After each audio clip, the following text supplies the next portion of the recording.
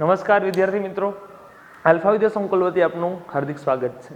વિદ્યાર્થી મિત્રો, જોઈએ આગળનો પ્રશ્ન આપણને કંઈક આવી રીતે પૂછેલો છે. વિભાગ અ એની સામે આપણે એનો આન્સર લખવાનો છે વિભાગ બ, એટલે કે આ જે જોડકાનો પ્રશ્ન છે એને સામે એના જવાબ સામે જોડવાનો છે.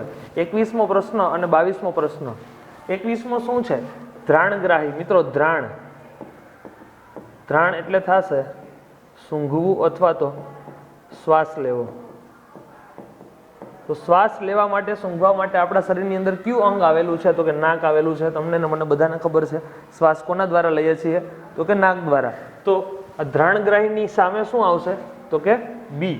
એટલે આપણે આન્સર લખશું 21માની અંદર શું આવશે? બી, નાક. પછી આવે છે 22મો શું છે? સ્પર્શ સંવેદી. સ્પર્શ યાની કે ટચ. માની લો કે તમારી ચામડીને તમે ટચ કરો છો અથવા તો કોઈ ગરમ વસ્તુ ટચ કરે છે તો એ આપણા શરીરની અંદર સંવેદના ગ્રહણ થાય છે.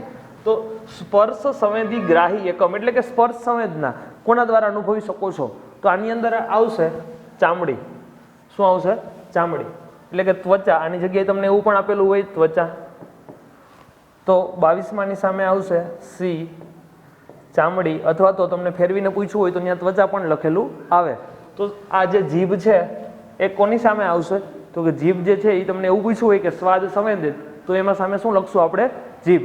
તો આ જે પ્રશ્ન છે એની અંદર આપણે આન્સર લખવાનું છે 21 બી, નાક, 22 સી, ચામડી. Okay, thank you.